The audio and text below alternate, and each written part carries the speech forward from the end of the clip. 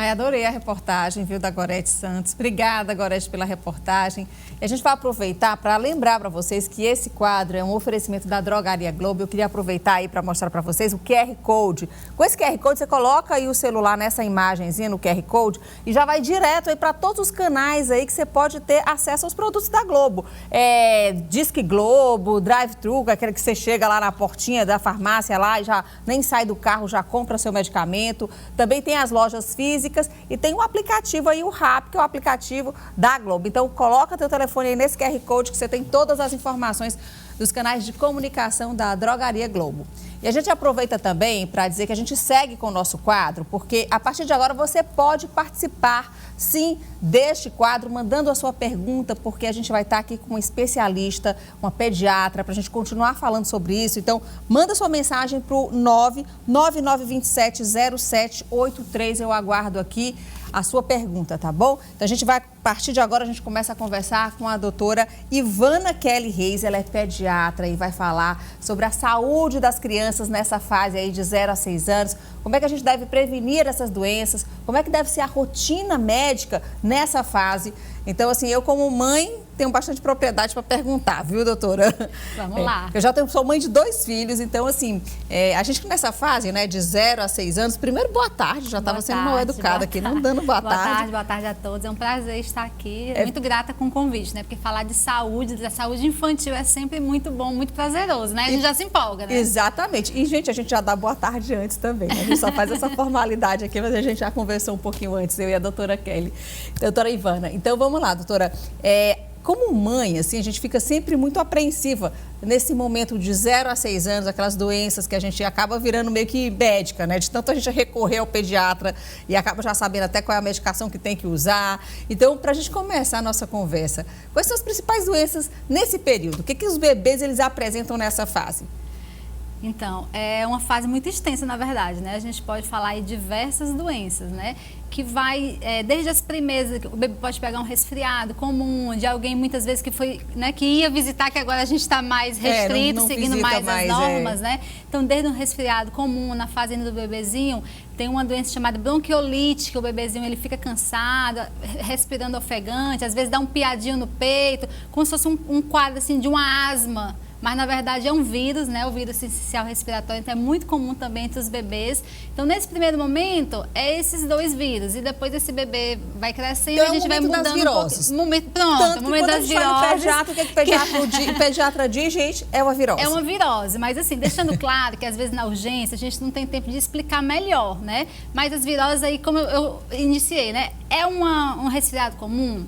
É uma influenza? É uma bronquiolite por vírus sincicial respiratório? É um adenovírus? É um enterovírus? Então, assim, vai fazer diferença para você eu dizer qual é o vírus exatamente, né? Aí a gente fala virose, às vezes fica meio chateado, mas tem que aceitar que o diagnóstico geral é esse e não precisa de antibiótico quando é vírus, gente.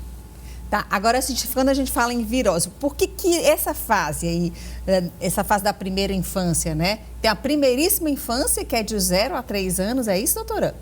Exato, tem a mais básica, né? A mais inicial, até 6 anos. E depois...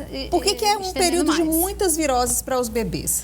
Então, essa é uma coisa que eu tenho falado muito para as mães agora na pandemia. O que acontece? Elas sempre tinham aquela ansiedade, quando é que eu posso ir ao shopping? Quando é que eu posso ir à praia? É a ansiedade básica, aquela pergunta inicial, né? Eu digo, gente, vamos esperar pelo menos a finalização dos primeiros 6 meses, né? Que é quando termina aquele ciclo de vacinas iniciais. Por quê? Porque imagina, o bebê, ele nasceu sem proteção nenhuma. Aí ele começa a amamentar. Quando ele começa a amamentar, às vezes ele até recebe algum anticorpo da mãe, né? Pelo sangue e tal, mas assim... O que é o leite materno, que é o alimento padrão? É aquele primeiro alimento que vai fornecer anticorpos. Os primeiros anticorpos. Os primeiros anticorpos. Então, imagina, a gente tem um ciclo de vacinas pré-estabelecido, né?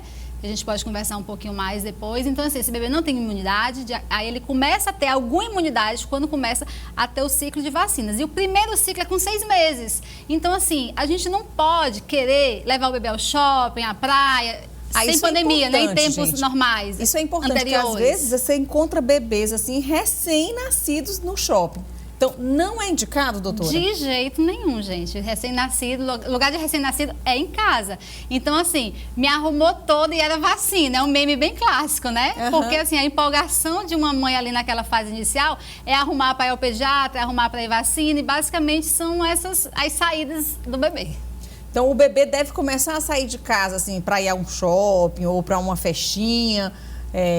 Agora, na pandemia, claro que a gente não estamos falando do período de pandemia, que é melhor ficar em casa mesmo, né? A gente não vai nem discutir isso.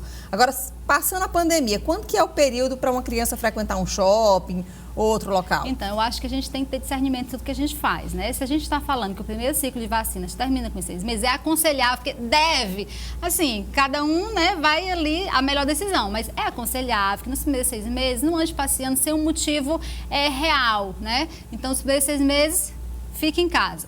Após 6 meses, você já pode ver em tempos de pandemia, vai visitar alguém, né? Ou já recebe uma visita, mas é óbvio que um seio familiar mais íntimo, um avô, uma avó, uma tia, uma madrinha, às vezes você acaba liberando, não tem nenhum sintoma gripal, faz aquele checklist, né? Que a gente sabe que hoje tem que ter. Mas aí, a partir de 6 meses, é mais, digamos assim, tem alguma proteção a mais. Prudente, né? Prudente, pronto. Aí a gente viu aí na reportagem sobre essa questão do tato, das experiências que as crianças têm que ter em relação a andar na areia, a pegar em alimentos, a ter como é que a gente pode dizer? Trabalhar o tato mesmo, né? Isso é importante, doutora? Gente, isso é tão importante, mas tão importante. E assim, primeiro eu quero dizer para as mães que, assim, nasce um bebê, nasce uma mãe. E assim, ela não nasceu pronta. A gente vai aprendendo. E assim, talvez você errou alguma coisa, eu errei também, a gente vai errando e sempre tentando acertar. E nesse contexto, ali nos primeiros 6 meses, o que eu falo sempre, né? Depois que eu chego na consulta de 1 mês, aí... 1 mês não, 15 dias. O umbigo começa a cair, por exemplo, quando a gente fala de desenvolvimento motor. Mãe, quando o umbigo cair, você já pode botar de bruço.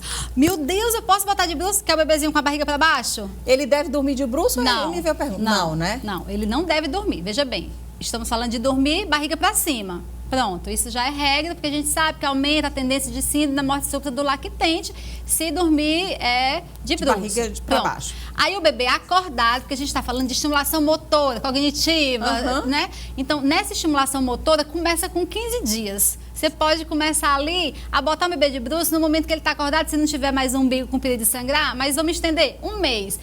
A partir de 1 mês, coloque seu bebê de bruço quando ele estiver bem acordado. Por quê? Porque ele já vai começar a melhor fisioterapia para ele, a da cervical. Tentar mexer o pescoço. Então, assim, se a gente começar lá do comecinho, seria isso. Aí, até 3 meses, ele tem que finalizar o motor. Para ele finalizar o motor da cervical, você tem que colocar ele de bruço, você tem que fazer...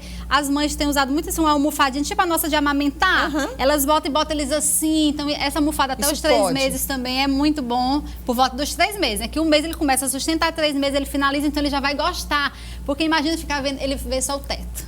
Que visão terrível, de repente ele já enxerga, né, doutora? Óbvio, né? A partir dos 2 meses ele já começa a ver mais colorido, ver mais interessante, ver mais distante, né? Então, a partir dos 3 meses você já pode colocar com uma almofadinha, a partir de 6 meses ele vai começar a sentar e você também vai estimulando cada vez mais. Com 8 meses ele finaliza o sentado, então ele tem que estar no chão. Outra coisa que eu pego muito.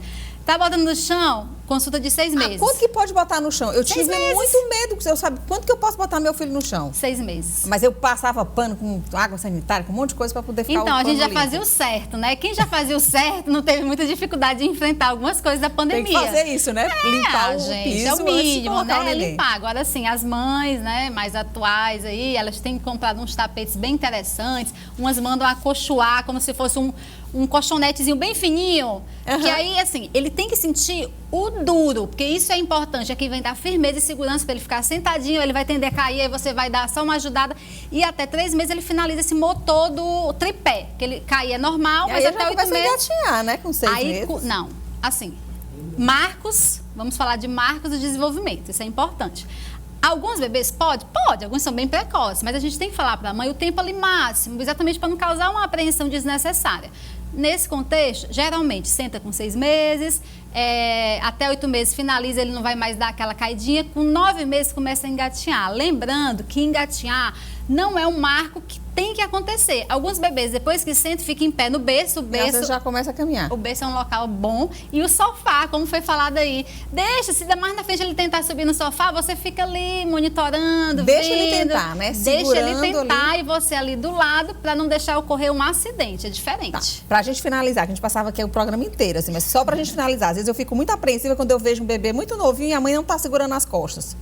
Segura só aqui e não segura as costas. O que a gente acabou de falar, gente, o desenvolvimento da criança, ele é crânio-caudal. Então, nesse contexto, primeiro ele vai segurar o pescoço. Como é que você vai segurar só a lombar se ele ainda não tem capacidade de segurar o pescoço? Então, o bebê, ele precisa dar um apoiozinho, nem se for das mãos aqui, no pescoço, na região cervical e na coluna. Entendeu? Às vezes, a gente chega na consulta, vamos dizer, na consulta de 3 meses, que é para ele ter finalizado a cervical e começando, se você botar de blusa entre 3 e 4, ele já eleva aqui os ombros. Aí a mãe diz assim, doutor, ele chuta, já quer ficar em pé. Eu digo, olha, vamos lá. Desenvolvimento crânio-caudal. Ele ficar em pé, forçar as pernas, não é interessante. Por quê? Porque ele ainda não firmou a lombar. Ele tem que ir pescoço, torácica, lombar, senta e aí vai. Fica em pé e caminha. Doutora Ivana, muito obrigada pelas informações, viu? Foi muito boa a sua participação aqui com a gente no Vida Saudável. Foi um prazer enorme. Prazer.